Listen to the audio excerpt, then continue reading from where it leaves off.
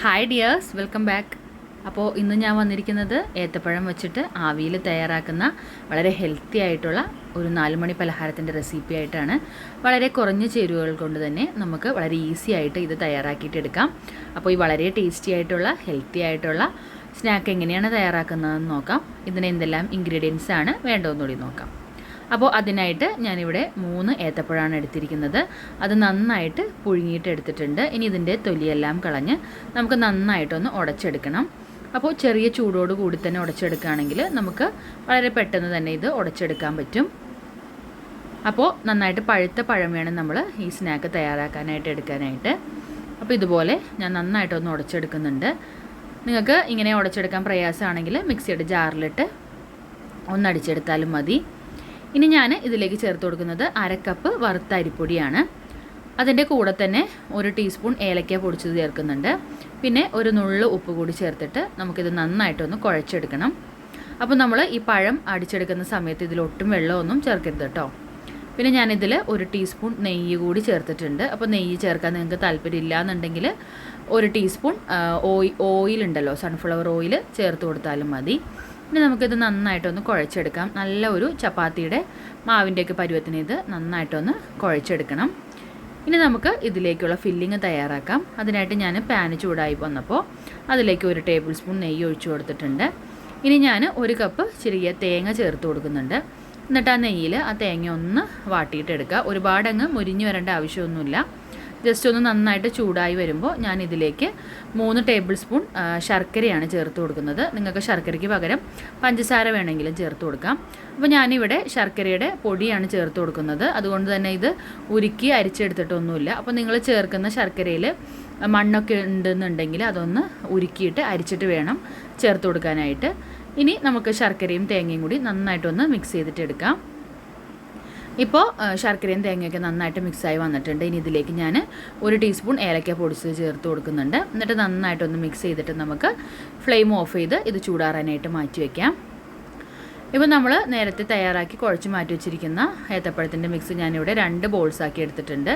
എന്നിട്ട് ഇതുപോലെ ഒരു പ്ലേറ്റിൽ വാഴയില കട്ട് ചെയ്ത് വെച്ചിട്ടുണ്ട്. അതിലേക്ക് നമുക്ക് ഈ ബോൾസ് വെച്ചിട്ട് ഇതുപോലെ ഒന്ന് പരത്തിയിട്ടെടുക്കണം. അപ്പോൾ അല്പം വെള്ളം തൊട്ടിട്ട് പരത്തുകയാണെങ്കിൽ കുറച്ചും കൂടി ഈസി ഉണ്ടാവും. അപ്പോൾ ഇതുപോലെ വെള്ളത്തിൽ തൊട്ട് നന്നായിട്ടൊന്ന് പരത്തിയിട്ടെടുക്കാം. അപ്പോൾ 2 പ്ലേറ്റിലായിട്ടാണ് ഞാനിത് ചെയ്യുന്നത്. എന്നിട്ട് നമ്മൾ രണ്ടാമത് പരത്തിയ മാവ് വെച്ചിട്ട് ഇതിൻ്റെ മുകൾ ഭാഗം നമുക്ക് കവർ ചെയ്തിട്ട് എടുക്കണം. അപ്പോൾ ഞാനിവിടെ മുഴുവനും പരത്തിയെടുത്തിട്ടുണ്ട്. ഇനി ഇതിൻ്റെ മുകളിലേക്ക് നമ്മൾ തയ്യാറാക്കി മാറ്റി വെച്ചിരിക്കുന്ന തേങ്ങയുടെ മിക്സ് ഇട്ട് കൊടുക്കാം. അപ്പോൾ നിങ്ങൾക്ക് താല്പര്യം ഉണ്ടെങ്കിൽ ഇതിൽ നട്ട്സോ അല്ലെങ്കിൽ കാഷ്നട്ട് കിസ്മിസൊക്കെ വേണമെങ്കിൽ ചേർത്ത് കൊടുക്കാം. ഞാനിപ്പോൾ അതൊന്നും ചേർത്ത് കൊടുത്തിട്ടില്ല. വളരെ എളുപ്പത്തിൽ നമ്മുടെ വീട്ടിൽ എപ്പോഴും ഉണ്ടാവണമെന്നില്ലല്ലോ കാഷ്നട്ടൊക്കെ. അപ്പോൾ നമ്മുടെ വീട്ടിലുണ്ടാവുന്ന എപ്പോഴും ഉണ്ടാവുന്ന ചേരുവകൾ വെച്ചിട്ട് വളരെ സിമ്പിളായിട്ടാണ് ഞാനിത് തയ്യാറാക്കിയിരിക്കുന്നത്. ഇനി ഈ ഫില്ലിങ് ഒരുപാട് അരികിലേക്ക് ഇടാതെ നല്ല രീതിക്കൊന്ന് സ്പ്രെഡ് ചെയ്ത് കൊടുക്കാം. എന്നിട്ട് നമ്മൾ നേരത്തെ പരത്തി മാറ്റി വെച്ചിരിക്കുന്ന ബാക്കി പോർഷൻ മാവും കൂടി ഇതിൻ്റെ മുകളിലേക്ക് വെച്ചിട്ട് ഇതുപോലെ ഒന്ന് അരികെല്ലാം ഒന്ന് ഒട്ടിച്ചിട്ടെടുക്കണം.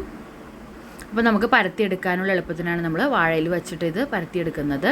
അപ്പോൾ നമുക്കിതുപോലെ തന്നെ ഇതിൻ്റെ മുകളിലേക്ക് ഇട്ട് കൊടുത്ത് ഇത് ഫില്ല് ചെയ്യാനും പറ്റും. അപ്പോൾ ഇതിൽ ക്രാക്സ് ഒന്നും വരാതെ തന്നെ നമുക്ക് എല്ലാ ഭാഗവും ഇതുപോലെ ഒന്ന് ഒട്ടിച്ചു കൊടുക്കാം. അതിനുശേഷം നമ്മൾ ഇത് ആവിയിൽ വെച്ചിട്ടാണ് വേവിച്ചിട്ടെടുക്കുന്നത്. അപ്പോൾ ഇത് ഇങ്ങനെ എല്ലാ ഭാഗവും ഒട്ടിച്ച് കഴിയുമ്പോൾ നമുക്കിതൊരു സ്റ്റീമറിലേക്ക് വെച്ച് കൊടുക്കാം. നിങ്ങൾക്ക് വേണമെങ്കിൽ ഇഡ്ഡലിത്തട്ടിൽ വെച്ചിട്ട് വേണമെങ്കിലും ഇത് നന്നായിട്ട് ആവിയായിട്ടിട്ട് എടുക്കാം. ഇപ്പം ഞാൻ സ്റ്റീമറിൽ വെള്ളം വെച്ചിട്ടുണ്ടായിരുന്നു. അത് തിളച്ച് വന്നപ്പോൾ ഇതിലേക്ക് വെച്ച് കൊടുത്തിട്ട് ഒരു 10 മിനിറ്റ് നന്നായിട്ട് ആവി കയറ്റി എടുക്കുകയാണ്.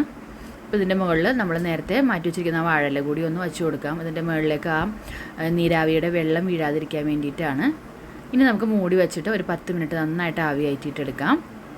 ഇപ്പോൾ നമ്മുടെ സ്നാക്ക് വെച്ചിട്ട് 10 മിനിറ്റൊക്കെ കഴിഞ്ഞിട്ടുണ്ട്. നല്ല രീതിക്ക് ആവി കയറി വന്നിട്ടുണ്ട്. അപ്പോൾ തൊട്ട് നോക്കുമ്പോൾ ഒട്ടുന്നില്ല. അപ്പോൾ നമ്മുടെ സ്നാക്ക് ഇവിടെ റെഡി ആയിട്ടുണ്ടെങ്കിൽ നമുക്ക് ചൂടാറാനായിട്ട് മാറ്റി വയ്ക്കാം.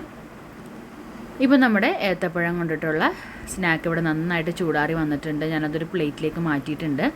ഇനി നമുക്കിതൊന്ന് കട്ട് ചെയ്ത് നോക്കാം. വളരെ സിമ്പിളായിട്ടുള്ള റെസിപ്പിയാണ്, എന്നാൽ നല്ല ഹെൽത്തിയുമാണ്. അതുപോലെ കഴിക്കാനും നല്ല ടേസ്റ്റാണ്.